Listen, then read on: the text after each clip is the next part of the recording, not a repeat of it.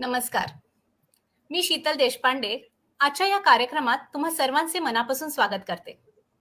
आजची ही काव्यसंध्या बहारदार करण्यासाठी माझ्यासोबत आहेत रेखा शहाणे, कविता संग्रास कान्हेरीकर, डॉक्टर धर्मेंद्र मुल्हेरकर आणि प्रिया गोडबोले.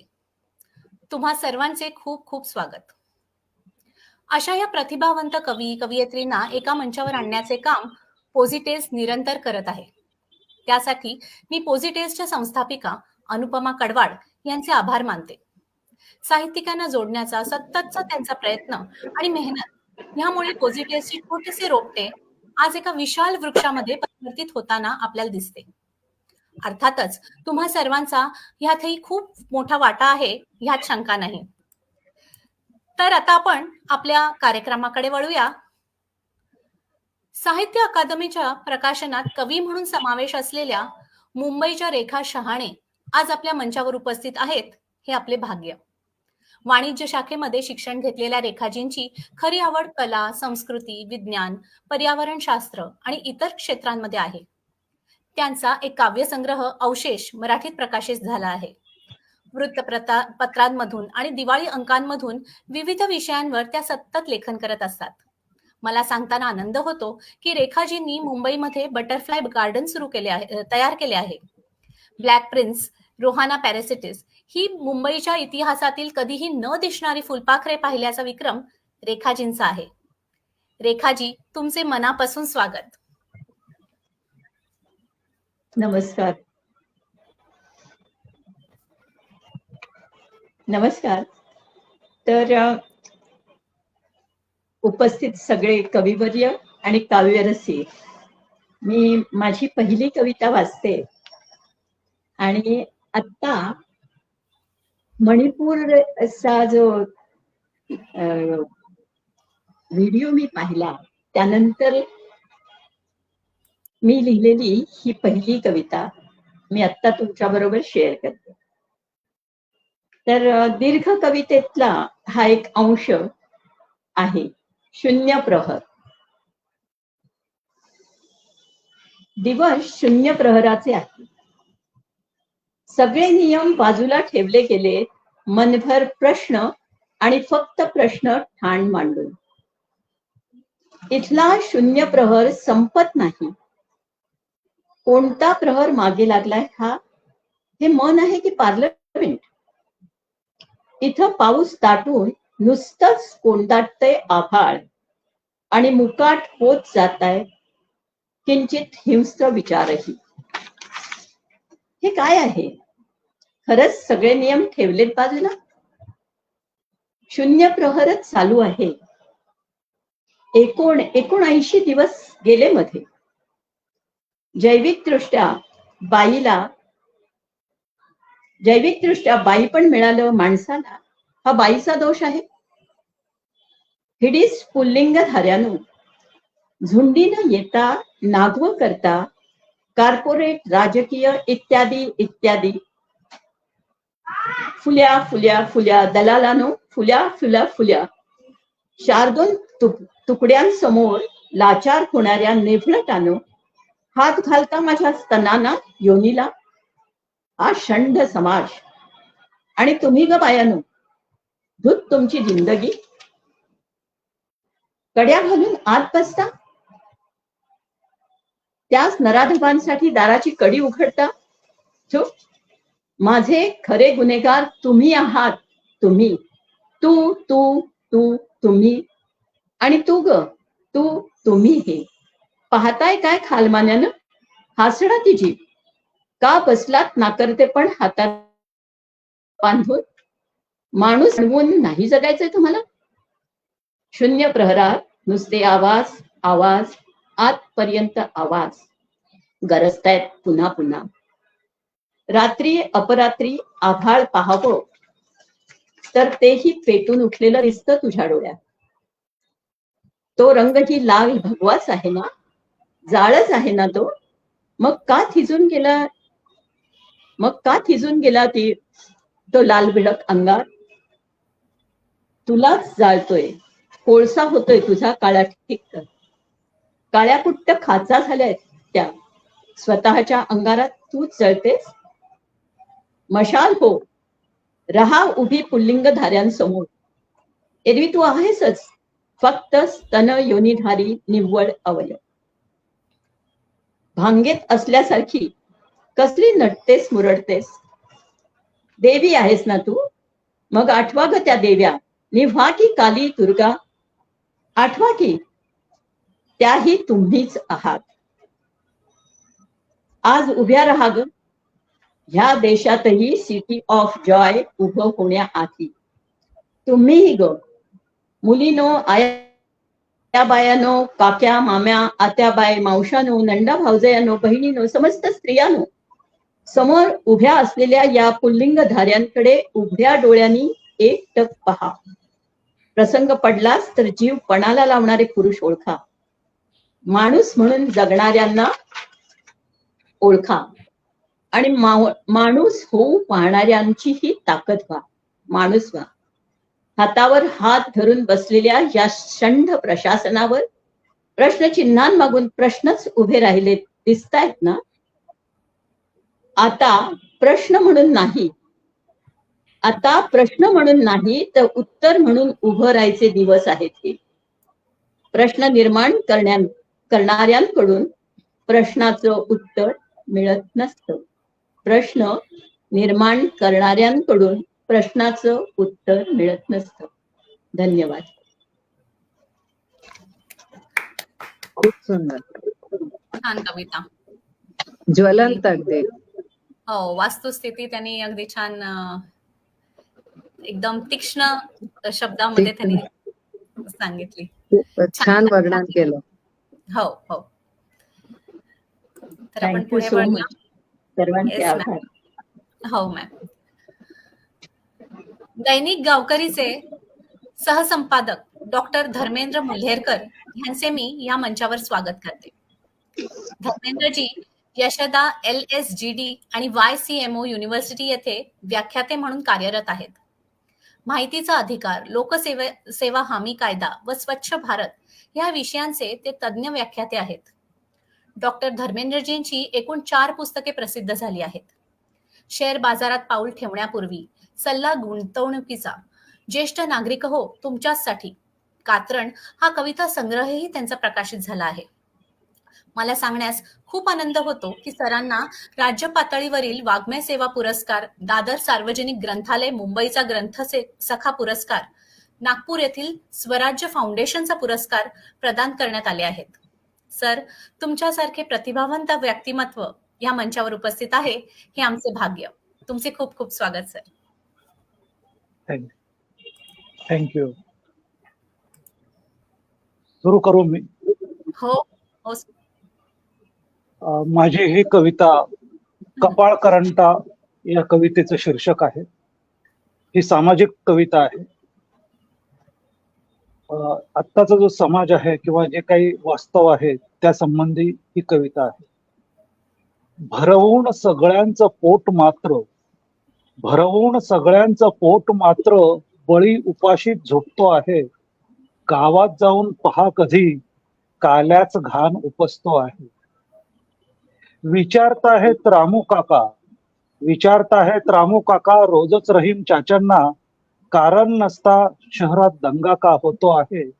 भरवून सगळ्यांचं पोट मात्र बळी उपाशी झोपतो आहे. गावात जाऊन पहा कधी काल्याच घाण उपसतो आहे. उडताहेत पुढाऱ्यांची पोरं, उडताहेत पुढाऱ्यांची पोरं विमानातून आकाशात, विठ्या नाम्याचा मात्र एका फुग्यासाठी रडतो आहे, एका फुग्यासाठी रडतो आहे.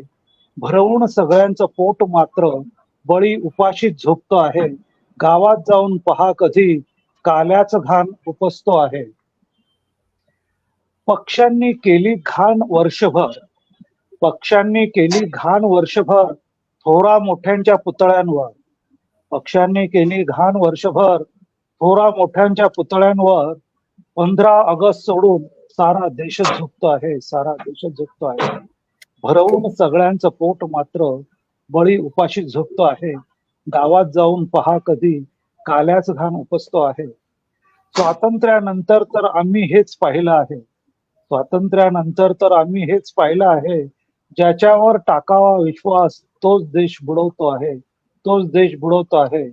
भरवून सगळ्यांचं पोट मात्र बळी उपाशीच झोपतो आहे. गावात जाऊन पहा कधी काल्याच घाण उपसतो आहे. हात धरून आम्ही त्यांना हात धरून आम्ही त्यांना तीर्थस्नान घडवलं आहे. हात धरून आम्ही त्यांना तीर्थस्नान घडवलं आहे. दुर्दैव त्यांचं आणि आमचं की त्यांना ना मोक्ष मिळतो आहे, त्यांना ना मोक्ष मिळतो आहे.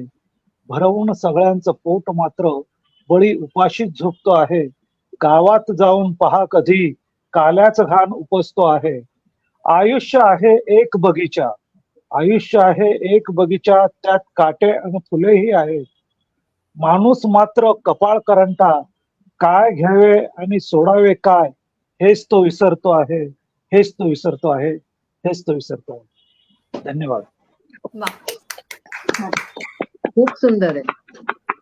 खरंच छान, खरंच छान, खूपच छान. शब्दांकन खूप छान केलंय. Thank you thank you. एकदम मार्मिक विषय आणि छान. अगदी अगदी शंकाच नाही. थँक्यू. आजची परिस्थिती, आपण फक्त शहीद दिन आज होता, तर आज आपण हुतात्मा चौकात गेलो, नंतर आपण खरी विसरून जातो किंवा 15.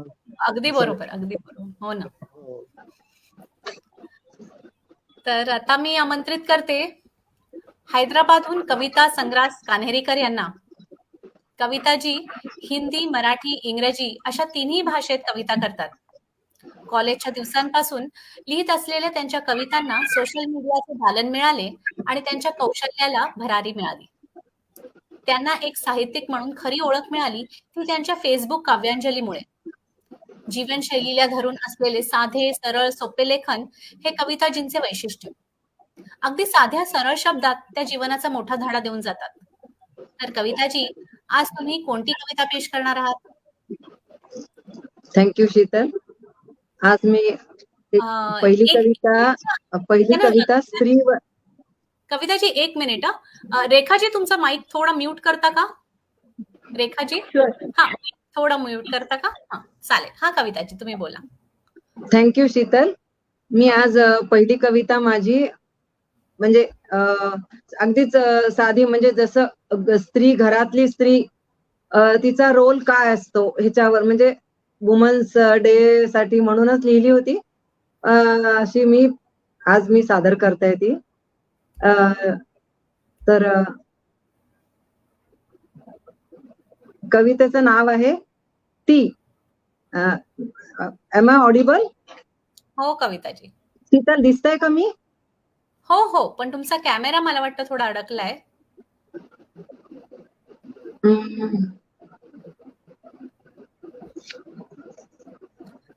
हा, सुरू करा कविताजी. दिसतंय का? हो हो, दिसतंय. तुम्ही बोला, आवाज येतोय मला तुमचा. हा, कवितेचं शीर्षक आहे ती. अच्छा. कसकस अंगातली बाजूला सारून उभी राहते ती पदर सावरून. कसकस अंगातली बाजूला सारून उभी राहते ती पदर सावरून. बारीक सारीक कामं कितीतरी दिसत नाहीत कुणास जरी. बारीक सारीक कामं कितीतरी दिसत नाहीत कुणास जरी. करत राहते ती सकाळपासून उभी राहते ती पदर सावरून. घराला बांधून ठेवते एकत्रित, घराला बांधून ठेवते एकत्रित. तीच असते रोजनिशीचे प्लॅनिंग.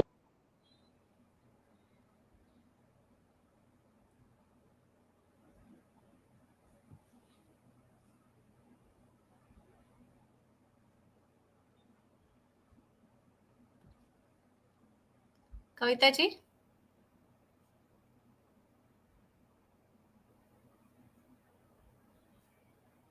काहीतरी प्रॉब्लेम आलेला दिसतोय.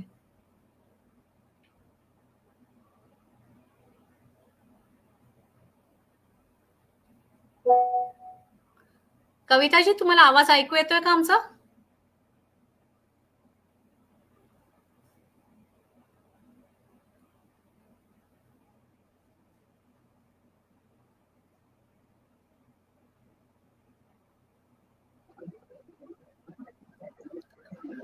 हॅलो, हा कविताजी. हा, ऐकू येते ना? हो, पण तुमचा मध्ये आवाज बंद झाला होता कविताजी. बरं, पुन्हा सांगू का पहिल्यापासून? हो, सांगितले तर बरं होईल. बरं. कवितेचं शीर्षक आहे ती. हम्म. कसकस अंगातली बाजूला सारून उभी राहते ती पदर सावरून.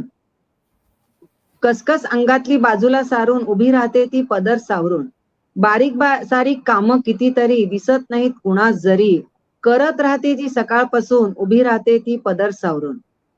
घराला बांधून ठेवते एकत्रित तिचं असते रोजनिशीचे प्लॅनिंग. नाश्ता डबे सर्वांचे बांधून उभी राहते ती पदर सावरून. किती सामान्य आणि सोपी वाटतात कामं तिची कुणाला बरं दिसतात. देवापुढे सांजवातीचा उजेड करून उभी राहते ती पदर सावरून. सर्वांच्या नोकरीच्या अवेळी वेळा अविरत सकारात्मक घरावर कळा. नेहमीच ठेवत असते टिकवून उभी राहते ती पदर सावरून. कळत नाही भावनांची सल तिच्या मनातली चलबिचल. भाव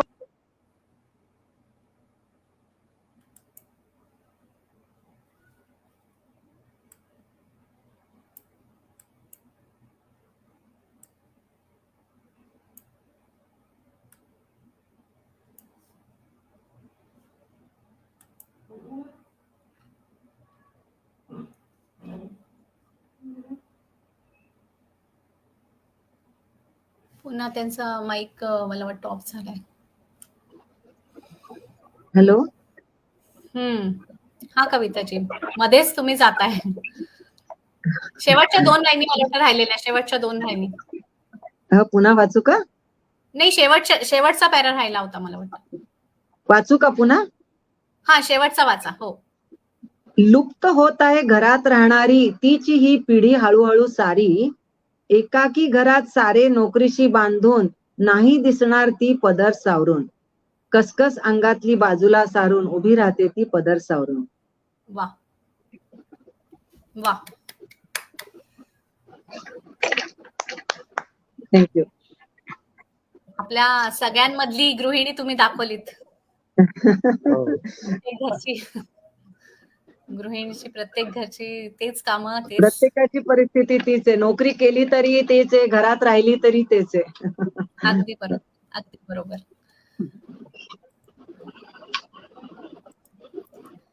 पुढची रचना प्रस्तुत करण्यासाठी मी प्रिया गोडबोले यांना आमंत्रित करते. प्रिया गोडबोले या मूळच्या पुण्याच्या असून सध्या त्या न्यूजर्सी येथे वास्तव्यास आहेत. शालेय जीवनापासून कविता आणि कथा लिहिण्याची त्यांना आवड आहे. त्या मराठी विश्व म्हणजे न्यूजर्सीतल्या मराठी मंडळाच्या कार्यकारिणी समितीवर एक संचालक म्हणून काम बघतात. प्रिया गोडबोलेजी या 2021 मध्ये रंगदीप वार्षिक दिवाळी अंकाच्या संपादक होत्या. तर 2022 पासून त्या गायडन्स कमिटीवर राहून कार्यभार सांभाळत आहेत. सध्या त्या व्रतबद्ध कविता लिहिण्याची शिक्षण घेत आहेत. प्रियाजी, तुमचे स्वागत. नमस्कार सगळ्यांना. धन्यवाद मला इथे आमंत्रित केल्याबद्दल. तुमच्या सगळ्यांच्या कविता मी वाचत असतेच आणि आज सगळ्यांसमोर मला त्या सादर करायला मिळतात, त्याचा मला अतिशय आनंद होत आहे. माझी जी पहिली कविता आहे ती आता आपल्या भारतात अयोध्येत रामलल्लाचं स्वागत झालं खूप वर्षानंतर. तो अयोध्येत आला, त्याचं तर आगमन झालं, पण आपल्या प्रत्येकाच्या घरात राम आलाय का, किंवा तो येईल का, किंवा तो नसेल येणार तर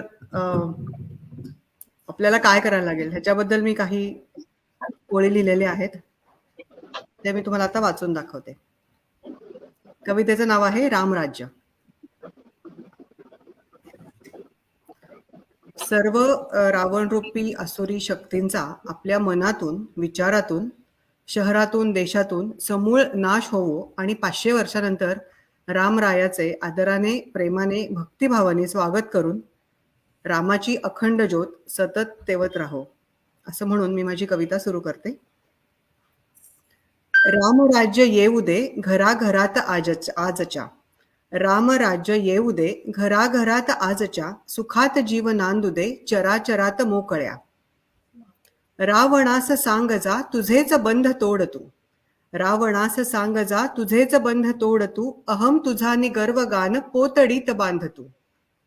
जगासना हव्या तुझ्या जुन्याच ज्ञान साखळ्या, जगासना हव्या तुझ्या जुन्याच ज्ञान साखळ्या, सुखात जीव रंगू दे चराचरात मोकळ्या. जरी शिकून प्राज्ञवंत तू स्वतःच मानले, जरी शिकून प्राज्ञवंत तू स्वतःच मानले, कृतीत शून्य तेच ज्ञान तू कशानं आणले. निसर्ग दत्त तेज चेत नासण्यास टाकल्या, निसर्ग दत्त तेज चेत नासण्यास टाकल्या, सुखात जीव वाहू दे चराचरात मोकळ्या. किती जीवास त्रास देत तू स्वतःच नाचला, किती जीवास त्रास देत तू स्वतःच नाचला, अनेक वेश घेऊनी तू चांगल्यास बाधला. सदा कदान फास द्वेष क्रूर कृत्त साधण्या, सदा कदान फास द्वेष क्रूर कृत्त साधण्या, सुखात जीव नाहू दे चराचरात मोकळ्या. तुझा आता जिथे तिथे तुला न भेटती कुणी, तुझा आता जिथे कुठे तुला न भेटती कुणी, तुझ्यातल्या 10 दिशाच तूच दे कलाटणी, तुझ्यातल्या 10 दिशाच तूच दे कलाटणी. समूळ नाश होऊ दे तुझ्यातल्या नराधमा, समूळ नाश होऊ दे तुझ्यातल्या नराधमा, सुखात जीव बहरू दे चराचरात मोकळ्या. शेवटच्या 4 ओळी. अशी पहाट मोकळी तू ये कधी पहावया, अशी पहाट मोकळी तू ये कधी पहावया, तुझी ही वेस लांबची हे ध्यान राहू दे जरा, तुझी ही वेस लांबची हे ध्यान राहू दे जरा. मना मनात दीपमाळ लावूया पुन्हा पुन्हा, मना मनात दीपमाळ लावूया पुन्हा पुन्हा. रामराज्य येऊ दे घराघरात आजच्या, रामराज्य येऊ दे घराघरात आजच्या. धन्यवाद. वाह, वा. खूप सुंदर. छान. थँक्यू. खूपच छान. अगदी खरं आहे. खूप Thank छान, खूप छान.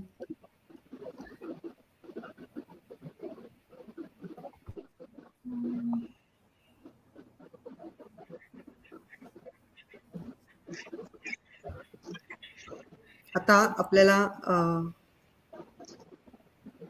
आजच्या पहिल्या भागाची शेवटची कविता वाचून दाखवणार आहे शीतल देशपांडे. त्यांचं मी स्वागत करते पुन्हा एकदा आणि त्यांच्याबद्दल काही गोष्टी सांगते. हैदराबाद स्थायिक शीतल प्रधान देशपांडे या हिंदी, मराठी आणि इंग्रजीमधून गद्य आणि कविता सुद्धा रचतात. त्यांच्या कविता जीवनशैलीच्या जवळच्या, मार्मिकतेने भरलेल्या आणि संवेदनशील असतात. त्यांना लघुकथा लिहायला खूप आवडतं आणि संपूर्ण कथा मोजक्या शब्दात कसं लिहायचं हे त्यांना आव्हान म्हणून ते घेतात आणि मला खात्री आहे ते सुरेखच लिहित असतील. सामाजिक माध्यमांच्या अनेक कवितांच्या विस्तृत गटांमधून त्यांचा सक्रिय सहभाग आहे. तसेच चित्रकला, संगीत ऐकणे असे अनेक त्यांचे छंद आहेत. लिहिण्याव्यतिरिक्त ते मात्र नक्कीच कौतुकास्पद आहे. त्यांचे काही काव्य संग्रहात कविता प्रकाशित झाल्या आहेत. त्या अशा: मराठी काव्य संग्रहात मनातील भावना या मराठी संग्रहातून त्यांची कविता प्रसिद्ध झाली आहे. गॉडेस ऑन द अर्थ या इंग्लिश काव्य संग्रहातून त्यांची इंग्रजी कविता प्रसिद्ध झाली आहे. शिवाय दिशाए जिंदगी की, आख्यान कहानिया दिल से आणि कुमुदावली ह्या हिंदी काव्य संग्रहातून त्यांच्या हिंदी कविता सुद्धा प्रसिद्ध झालेल्या आहेत. खूप कौतुकाची गोष्ट आहे, एवढ्या सगळ्या तुम्ही वेगवेगळ्या भाषेतून लिहिता. तर स्वागत करूयात शीतलताईंचं आणि ऐकूयात आज त्यांना आपल्याला कुठली कविता ऐकवायची आहे. सुंदर परिचयासाठी खूप खूप धन्यवाद प्रियाजी. मी माझी कविता आता वाचते. आपण कितीही मोठे झालो तरी आपल्या सर्वांच्या मनाच्या एका कोपऱ्यात एक बालक जगत असतं. ह्याच विषयावर माझी पहिली कविता मी प्रस्तुत करते. मन कोपरा अजूनी एक अल्लड जराशी, मुल राही त्यात छोटे जपे बालक उराशी. मन कोपरा अजूनी एक अल्लड जराशी, मुल राही त्यात छोटे जपे बालक उराशी. चिंचा बोरे बडीशेप, चिंचा बोरे बडीशेप अजूनही वाटे प्रिय, अडखळ ती पावले जेव्हा दिसती समोर. मन कोपरा उराशी, मन कोपरा जराशी जपे बालक उराशी. घेते पाण्याचे तुषार हलकेच अंगावर, घेते पाण्याचे तुषार हलकेच अंगावर, भारी पावसाची सर सुखावते आजवर. मन कोपरा जराशी, मन कोपरा जराशी जपे बालक उराशी. एक मिनिट हा जरा. डोळा चुकवून मस्त खाऊ करते मी फस्त. डोळा चुकवून मस्त खाऊ करते मी फस्त. साऱ्या समोर तरीही जरा राहते मी सुस्त. मन कोपरा जराशी जपे बालक उराशी. गाण्या लावते मी सूर. गाण्या लावते मी सूर आहे थोडासा बेसूर. माझी मैफिल एकली नाही कोणाचा कसूर. मन कोपरा जराशी जपे बालक उराशी. सखा आरसा अजूनी. सखा आरसा अजूनी घेते थोडेसे नटुनी. खळी खुले गालातुनी येई तारुण्य फिरुनी. सखा आरसा अजूनी घेते थोडेसे नटुनी. खळी खुले गालातुनी येई तारुण्य फिरुनी. मन कोपरा अजूनी एक अल्लड जराशी. मुलं त्यात राही छोटे जपे बालक उराशी. धन्यवाद.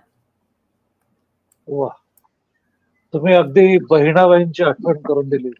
मन खरंच वढाय अगदी. वढाय. मन वढाय वढाय. खरंच खूप मस्त, खूप छान. छान झालं. सुंदर. थँक्यू. तर काव्यसंध्येच्या दुसऱ्या फेरीत आपले पुन्हा स्वागत. आपली पहिली फेरी सगळ्यांची झालेली आहे, तर दुसऱ्या फेरीत पुन्हा आपले स्वागत. या महिन्यात आपण जागतिक महिला दिन साजरा केला, त्यामुळे महिलांचा उल्लेख केल्याशिवाय आजच्या आपल्या या कार्यक्रम पूर्ण होणार नाही असे मला वाटते. 2 कविता आल्याच आहेत महिलांविषयी, पण परत थोडेसे काही आपण बोलू. म्हणून आपल्या कवी मित्रांना आमंत्रित करताना स्त्री जीवनाशी संबंधित काही वाक्य मी प्रस्तुत करेन. का जगावे तिने नेहमीच दुसऱ्यांसाठी म्हणून. का जगावे तिने नेहमीच दुसऱ्यांसाठी म्हणून. काढावा की वेळ स्वतःसाठी तिनेही कामामधून. का नेहमीच करावी घराची सजावट जीव तिने ओतून. स्वतःही नटावे की तिने पावडर लाली लावून. का व्हावे मीरा तिने नेहमी स्वतः विष पिऊन. का व्हावे मीरा तिने नेहमी स्वतः विष पिऊन. जगावे की राधेसारखे कान्हाची बासुरी होऊन. जगावे की राधेसारखे कानाची बासुरी बनून. रेखाजी, तुमचे पुन्हा स्वागत. खरे तर मी पहिली कविता आत्ता वाचायला पाहिजे होती. तर मी आता ही माझी दुसरी कविता वाचते. आरास. एकदा मी उजेडाचीच आरास करायची ठरवलं दैदिप्यमान. एकदा मी उजेडाचीच आरास करायची ठरवलं दैदिप्यमान. उजेडाची एक एक पायरी सांभाळता सांभाळता गोळा केल्या थोड्याशा काही प्रकाशमान ज्योती. काहीसे आरसे आणि काही मन विसरले क्षण. इवलेसे कवडसे निसटती स्वप्ने. एखादं प्रदीर्घ चुंबन. बेहोश संपृक्त डोळ्यातलं चांदण. आभासाच्या तानुल्या इवल्या इवल्या पाहुल्या. थोड्याशा हिरव्या वाटा. थोडस एकाकीपण. वर दवबिंदूंचं लोभ शिंपण. आणि त्या खालची ताजी रसरशीत मखमली गुलबदन फुलं. मऊ लुसलुशीत गवत. भरजरी कोवळ्या तीव्र धावत्या पट्ट्या चंद्र सूर्य प्रकाशाच्या. आणि नखशिकांत लांब लचक निगेटिव्हच्या निगेटिव्ह अंधार प्रकाशाच्या. नितळ पाण्यात उतरत उतरत एका पुढे एक मांडत मांडत मी दरवाजा उघडते सताड. हलकासा वारा वाहतोय. निस्तब्ध जलाशयावर तरंग झुरमुरतोय लयकारी. विजेची तार झंकारते. फुलं सारंगी होऊन गाताय. एक मनमानी ताण घेत पक्षी तरंगत्या हवेवर झोपून देतो स्वतःला. पंख हवेच्या स्वाधीन करून. तरंगतोय पक्षी अलगद वर वर आणि वर. होतोय एक तेजस्वी ठिपका प्रकाशाचा. एकदा मी उजेडाची आरास करायची ठरवलं दैदिप्यमान तेव्हा. धन्यवाद. छान. वा, छान. खूपच निसर्ग सौंदर्य छान. वर्णन खूप छान. थँक्यू.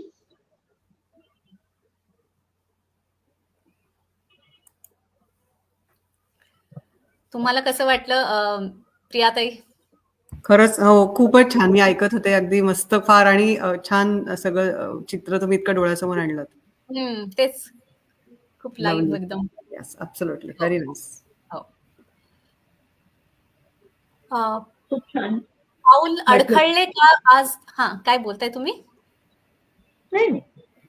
ओके. तुम्हा सगळ्यांना धन्यवाद. हो हो तुम्हाला कविता आवडली याचा मला नक्कीच आनंद आहे.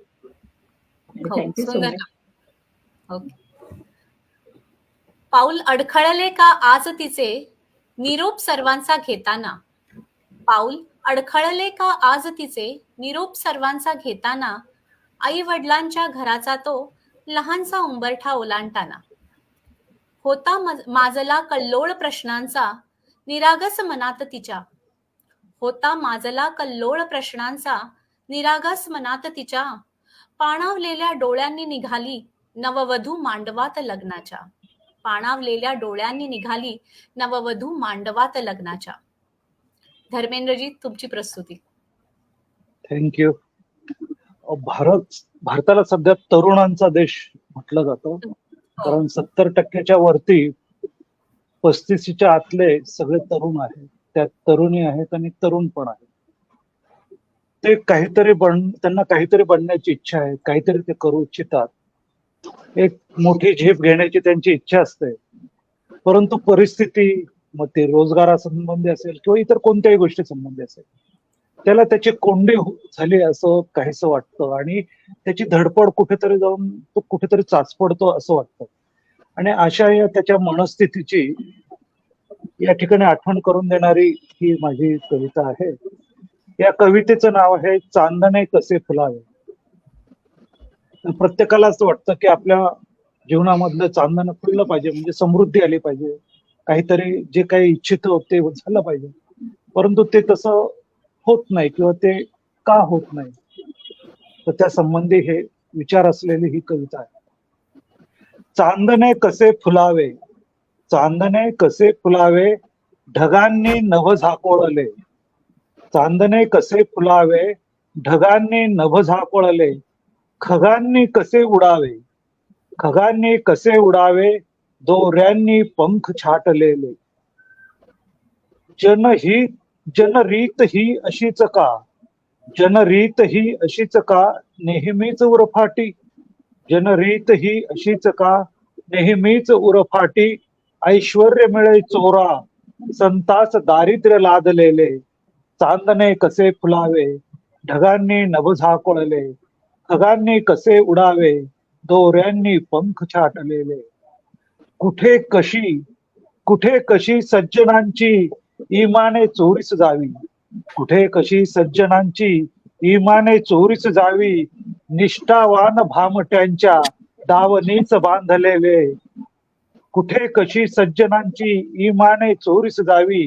निष्ठावान भामट्यांच्या दावणीच बांधलेले. चांदणे कसे फुलावे, ढगांनी नभ झाकोळले.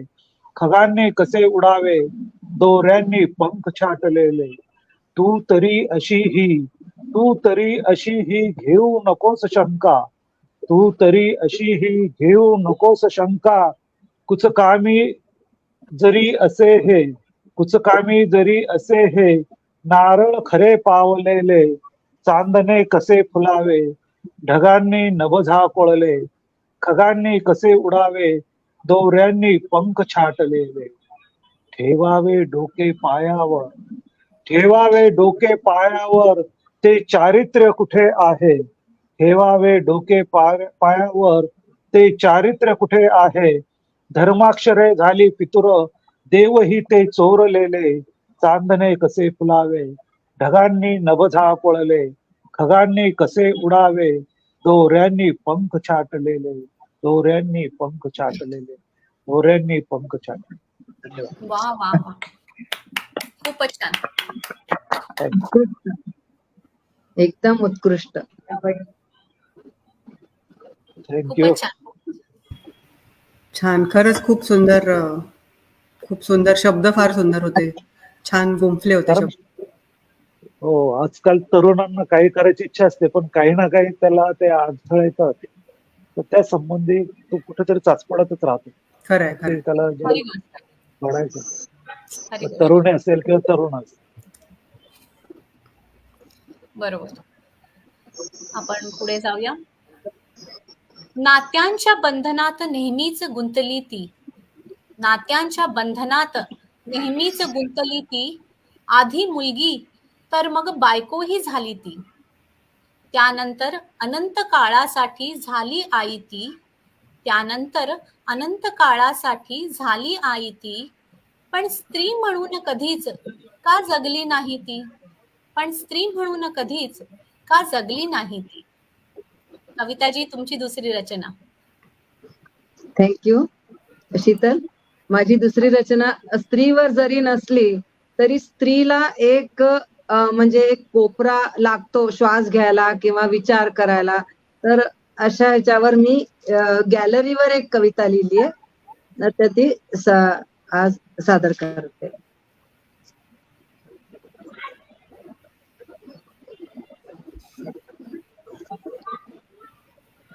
कवितेचं शीर्षक आहे, ऐकू येतंय का हो हो. हो कविता. शीतल? कवितेचं शीर्षक आहे गॅलरी. कमी असेल एक खोली जरी घराचा श्वास असते गॅलरी, कमी असेल एक खोली जरी घराचा श्वास असते गॅलरी. सकाळच्या चहाच्या वाफेत विरघळून कालचे सुखदुःख, सकाळच्या चहाच्या वाफेत विरघळून कालचे सुखदुःख, निवांत बसायची ओसरी घराचा श्वास असते गॅलरी. वा. आनंदाचे नुसतेच थांबणे, आनंदाचे नुसतेच थांबणे, गुपित मनात साठवून हसणे, आठवणींचा आरसा बिलोरी घराचा श्वास असते गॅलरी. कधी वा. अश्रू उदास डोळ्यात, कधी अश्रू उदास डोळ्यात, हुंदक्यांना वाट मोकळी, जवळची वाटते ती जागा खरी घराचा श्वास असते गॅलरी.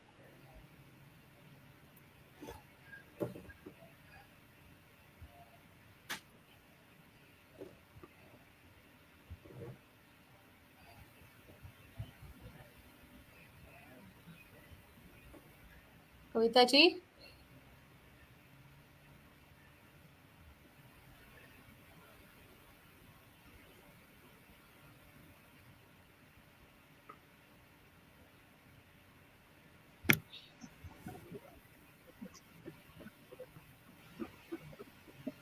कविताजी, तुम्ही परत मध्ये डिस्कनेक्ट झालात. पुन्हा हा. वाचू का? परत हो, शेवटचे 2-3 मला वाटतं राहिले तुमचे. एक मिनिट, हं. पुन्हा वाचू का पहिल्यापासून? चालेल. गॅलरी, कवितेचं शीर्षक आहे गॅलरी. कमी असेल एक खोली जरी घराचा श्वास असते गॅलरी, सकाळच्या चहाच्या वाफेत विरघळून कालचे सुख दुःख, निवांत बसायची ओसरी घराचा श्वास असते गॅलरी. आनंदात नुसतेच थांबणे, गुपित मनात साठवून हसणे, आठवणींचा आरसा बिलोरी घराचा श्वास असते गॅलरी. कधी अश्रू उदास डोळ्यात, हुंदक्यांना वाट मोकळी, जवळची वाटते ती जागा खरी घराचा श्वास असते गॅलरी. संध्याकाळी एकटक आकाशात पाहत बसण्याचे सुख, जागवतात काव्यलहरी घराचा श्वास असते गॅलरी. कमी असेल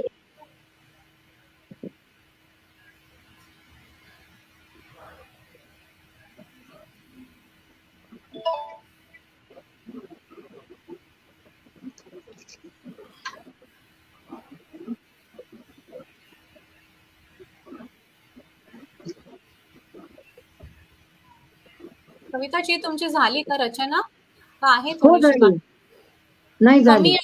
कमी असते त्याच्यानंतर तुम्ही काही बोललात का? कमी असेल एक खोली जरी घराचा श्वास असते गॅलरी. अच्छा, हे शेवटचं वाक्य होतं का? अच्छा अच्छा, ओके. फारच सुंदर कविता होती. थोडीशी खरंच आपल्याला समस्या आली नेटवर्कची, पण हरकत नाही. खरंच खूप छान. छान कविता होती आणि थँक्यू. अगदी मला पटली. खूप छान संकल्पना आहे. खरंच छान. तुम्हाला कशी वाटली प्रियाजी? मस्त धन्यवाद. मस्त खूप छान. एकदम छोटासा टॉपिक छान एकदम. आणि एकदम लाईक स्वीट होती. हो, थँक्यू. खरंच हलकी थँक्यू. फुलकी आणि छान. Correct correct. हो. छान. किती वेगळे वेगळे विषय घेता येऊ शकतात आणि आपलं इतकं हो, अगदी अनलिमिटेड इमॅजिनेशन असतं कवितांमध्ये. इमॅजिनेशन त्याला ते काही मला हेच पण नाही. भावतं. खरी गोष्ट. आणि रेखाजी तुम्हाला कशी वाटली? रेखाजींचा आवाज येत नाहीये. रेखाजींचा आवाज नाही येते. काहीतरी त्यांचा म्यूट वर आहे. म्यूट रेखाजी म्यूट वर आहात. म्यूट वर आहे. म्यूट वर आहात रेखाजी. म्यूट वर आहात. हा आता आता नाही, मला कविता आवडली कारण खूप छोट्या छोट्या गोष्टी सुद्धा असतात आणि हो, स्त्रीचं एक नातं त्या सगळ्याशी जुळत गेलेलं असतं जुळत आणि गेलेलं असतं खरं आहे जेव्हा ते. ती कवितेमध्ये मांडते तर तिचं आणि त्या कुठल्याही छोट्याशाही गोष्टीचं असेल ते एक नातं आहे, ते एक आपल्याला वेगळ्या अंगाने समजून येतं आणि बरोबर. अगदी मला खरं. कविता आवडली. मला थँक्यू. बरोबर. छान. ठीक आहे. आपण पुढे जाऊया आता. विसर न पडावा तिला तिच्यातल्या दुर्गा मातेचा. विसर न पडावा तिला तिच्यातल्या दुर्गा मातेचा. रक्षक बनून स्वतः संहार करावा तिने दुष्टांचा. घेणार नाही अग्निकुंडात उडी अपमानित सती आता. घेणार नाही अग्निकुंडात उडी अपमानित सती आता. जगात ह्या पुढे प्रसिद्ध होईल ती बनूनी पार्वती माता. जगात ह्या पुढे प्रसिद्ध होईल ती बनूनी पार्वती माता. प्रियाजी, तुमचे पुन्हा स्वागत. थँक्यू. मी खरं तर वेगळी कविता घेणार होते, पण आता आपण वुमन्स डे रिलेटेड घेतो, तर मी त्या दृष्टीने जी लिहिली होती वा, ती कविता किती म्हणून छान. दाखवते. वा, कारण त्यात माझी जी दुसरी कविता होती ती थीमच्या अगदीच अपोजिट आहे. सो मला तर मी ती तुम्हाला म्हणून दाखवते. चालेल. तर आणि तू शेवटी पार्वती म्हटलंस तर त्यामुळे मग ही म्हणायलाच पाहिजे असं मला वाटलं. अगदी. कवितेचं नाव आहे सर्वव्यापी. हम्म. स्त्री इज इक्वल टू सर्वव्यापी असं मला वाटतं आणि त्यात काही शंकाच नाहीये. हम्म. कुठल्याही गोष्टीत अगदी आपण वहीला सुद्धा ती वही असं म्हणतो. त्यामुळे इतक्या गोष्टींमध्ये ती आहे. तर ती कविता अशी आहे. अशीच ती तशीच ती तिलाच रोज बोचची. तिलाच बोच रोजची. तर ही स्त्रीवरतीच आहे की कितीही ती सक्षम असली, काहीही करू शकली तरी तिला बऱ्याच गोष्टी पेलायच्या असतात आणि ती सहज पेलते खरं म्हणजे. तर त्या दृष्टीने मी लिहिलेलं आहे. अशीच ती तशीच ती तिलाच बोच रोजची. तिच्यातल्या उन्हासका कधी मिळेल सावली. उजाडले जरी किती तिची सकाळ दूरची. उजाडले जरी किती तिची सकाळ दूरची. कुणास हे कळेल का तिला नीरवता हवी. तिलाही आराम हवा असतो हे खूप कमी लोकांना अगदी. कळतं, इन्क्लुडिंग तिलाही कळत नाही की तिला आराम हवाय. अगदी बरोबर. कधी तिला विचारता तुझे कशात क्षेम ग. कधी तिला विचारता तुझे कशात क्षेम ग. निचेतसा कटाक्ष तेज दृष्ट कोण लावी ग. उपद्रवी जगात तीस दर्शवून हक्क हे. उपद्रवी जगात तीस दर्शवून हक्क हे. बतावणी उगाच ढोंग सत्य ना कुणाकडे. सत्य ना कुणाकडे. शक्तिसार प्राण प्रेम तीच आहे स्थिरता. शक्तिसार प्राण प्रेम तीच आहे स्थिरता. प्रगल्भता उदारता स्वीकृती सहिष्णुता. अनेक पूजितोस ना तू देवता उपासका. अनेक पूजितोस ना तू देवता उपासका. तिलाही तोच मान दे तीच पार्वती सुता. तिलाही तोच मान दे तीच पार्वती सुता. धन्यवाद. फारच सुंदर. थँक्यू. खूप सुंदर. छान आवडली. खूप छान. आणि छान झालं, बरं झालं तुम्ही ही कविता घेतलीत आपल्या हो, मी लहानपणी. मी थोडी लाइटर कविता निवडली होती. म्हटलं आपलं हे सेशन काय म्हणतात असं स्वप्नाळू कवितांनी संपवावं अशी अशी खरं तर माझी इच्छा होती. परंतु नाही, नक्कीच आपल्याला अजून स्त्री जातीबद्दल एवढं आपल्याला काम करायचं सगळ्यांना मिळून. अजून आपण एवढे कमी पडतो, एवढं करू नाही, एवढी प्रगती करू नाही, कुठे कुठे जाऊ नाही, अजूनही आपल्याला एवढं प्रूव्ह करायचं आहे की खरी ते गोष्ट. ही काम कुठल्याही माध्यमातून आपण करायलाच हवं. अगदी खूप बरोबर. छान होतं. सर, तुम्हाला कशी वाटली कविता? खूप छान, खूप छान, सुंदर एकदम होतं. छान होती. हो, एकदम स्त्रीचं जे काही रूप आहे किंवा तिचं कर्तृत्व आहे त्या मांडणाऱ्या सगळ्या कविता ज्या आहेत त्याची आपण रोजच प्रचिती घेतो. खरं. छान कविता. थँक्यू. रियालिटी दाखव. अरे छान छान. अमेरिकेत राहून त्या जे आपले देव तेव्हा पार्वती असेल, राम असेल, याच्याबद्दल ते एवढं छान लिहितात. निश्चित चांगले आहे. थँक्यू. खूप छान. मला वाटतं आता कवितेचा ह्या सेशनचा शेवटची कविता शीतल आपल्याला सादर करणार आहे. तर हो, ऐकूया तिची पुढची कविता काय असेल ती. चालेल. चा- थँक्यू प्रियाजी. 4 लाईनी पुन्हा मी महिलांवर बोलते. अन्नपूर्णा लक्ष्मी तूच साक्षात सरस्वती. अन्नपूर्णा लक्ष्मी तूच साक्षात सरस्वती. आदिशक्तीचे तेज सदा तुझ्या चेहऱ्यावरी. भार किती ग तुझ्या या इवल्या पावलांवरी. सहज पार करशील ही वाट वळणांची जरी. सहज पार करशील ही वाट वळणांची जरी. स्त्रीच्या जीवनातल्या विविध टप्प्यांवर नेहमीच बोलले जाते, पण काही महत्वाच्या टप्प्यांवर बोलणे उगाच टाळले जाते. तर अशाच एका टप्प्यावरची माझी पुढची कविता. स्त्रीत्व.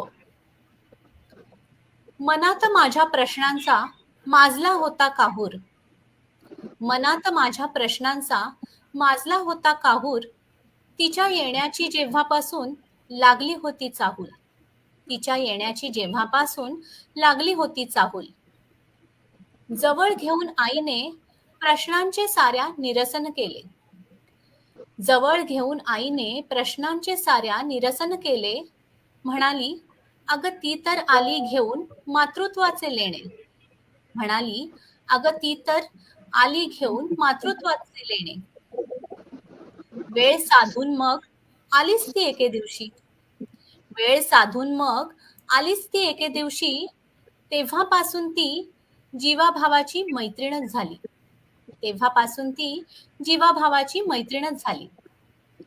खूप सारा आनंद आणि भीती थोडी थोडी. खूप सारा आनंद आणि भीती थोडी थोडी. अशी होती आमची ओळख पहिली वहिली.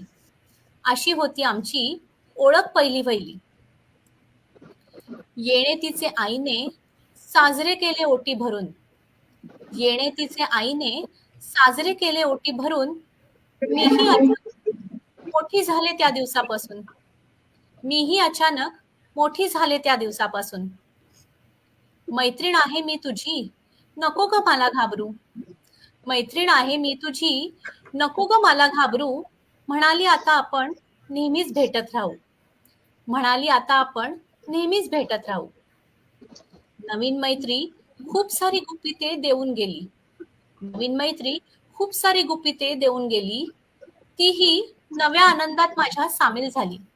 तीही नव्या आनंदात माझ्या सामील झाली. पुन्हा भेटण्याची वचने तिने पक्की पाळली. पुन्हा भेटण्याची वचने तिने पक्की पाळली.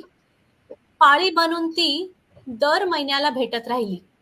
पाळी बनून ती दर महिन्याला भेटत राहिली. धन्यवाद. वा. खूपच छान. खूपच अगदीच खूप छान सब्जेक्ट घेतला विषय लिहायला. हो, खूप सुंदर. आवडलं. थोडासा वेगळा एक खूपच हो. छान. वेगळा विषय होता आणि छान छान मांडलास. आणि किती नाजूकपणे लिहिलंय त्याच्यावर, म्हणजे शेवटपर्यंत अगदी त्याची उकल होत नाही. छान लिहिलंय ते. हो. तर तेच मी म्हटलंय, स्त्रीच्या प्रत्येक टप्प्याविषयी आपण बोलतो, पण कधी कधी हा विषय थोडासा टाळला जातो किंवा त्याच्यावर काही फारशी आपण वाच्यता करत नाही, काही काव्य नाहीये. तर नाही, प्रयत्न करून बघूया. खूप सुंदर. आणि अजून कोणाला काही बोलायचं आहे का? कारण तशा आपल्या राऊंड ऑफिशियली झालेल्या आहे. सर, तुम्हाला काही बोलायचंय का? रेखाजींची दुसरी कविता पण खूप खरं- छान होती. हो. खरं म्हणजे कवितेला स्त्रीचंच रूप दिलेलं आहे, किंवा आपण ती कविता असंच म्हणतो. आणि त्यामुळे आजचं मला वाटतं सेशन बहुवंशी त्याचाच उत्सव होता, एक स्त्रीत्वाचा उत्सव. त्याचे सगळे अँगलने हे केलं. तर त्या कवितेबद्दल मी थोडस बोलतो. कविता कधी माता असते, कविता कधी पिता असते, कविता कधी सखा असते, जीवनाला आकार देणारी दाता असते. वा. गुरु बनणारी कविता संघर्षात माथे फिरू होते, तर कधी वाटेवर भेटणारी अज्ञात वाटसरू होते. पत्नी बनून कविता जीवनात येते, पुत्र पुत्री पौत्र बनून राहते. जीवनभर पसरून राहणारी कविता अचानक मृत्यू होऊन उभी थाकते आणि जीवन एका कणात सामावून घेतो. अशी ती कविता, म्हणजे पूर्ण जीवनव्यापी कविता. म्हणजे एक प्रकारे स्त्रीचंच रूप आहे.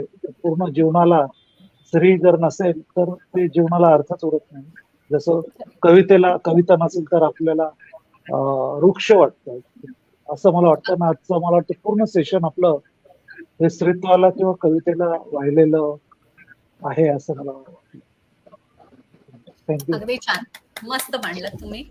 आणि खरी गोष्ट आहे, कविता हे स्त्रीचंच रूप आहे आणि तुम्ही खूपच सुंदर त्याला काव्यामध्ये शब्दांमध्ये शब्दांकन. खूप छान, खूप छान.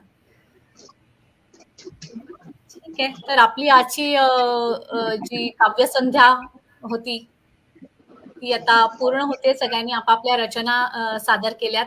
खूप सुंदर रचना होत्या आज प्रत्येकाच्याच. आणि तुमच्या सगळ्यांच्या सहवासात ही कवितांची मैफिल छान रंगली. पण वेळेचे बंधन असल्या कारणाने आपण आपला हा आजचा कार्यक्रम इथे संपवूया. आणि तुम्ही तुमचा अमूल्य वेळ डिटेल्सला दिल्याबद्दल तुम्हा सर्वांचे खूप खूप धन्यवाद. आणि ह्यापुढेही तुम्ही असेच पॉझिटिव्हला जोडले जाल. अजून कित्येक काव्यगोष्टी आपण एकत्र करू अशी अपेक्षा. हो, thank you. Thank you Sheetal, thank you Rekha ji, thank you धन्यवाद. थँक्यू हो, सर्वांना. शीतलने छान संचलन केलं, सूत्रसंचलन छान केलं. करेक्ट. खूप धन्यवाद. आणि व्यवस्थित सगळ्यांसोबत तिने मेसेजेस वगैरे करून व्यवस्थित छान केलं. लिंक्स पाठवल्या, वेळेवर आठवण करून दिली, सगळ्या रूल्स व्यवस्थित सांगितले हो, गेले. हो. त्यामुळे आपलं काम सोपं झालं की फक्त येऊन बसायचं आणि सांगायची कविता. आपण लाईव्ह सेशन इकडे थांबवतोय. मग नंतर आपण ग्रीन रूम मध्ये भेटूया. ओके. बर, ओके, थँक्यू.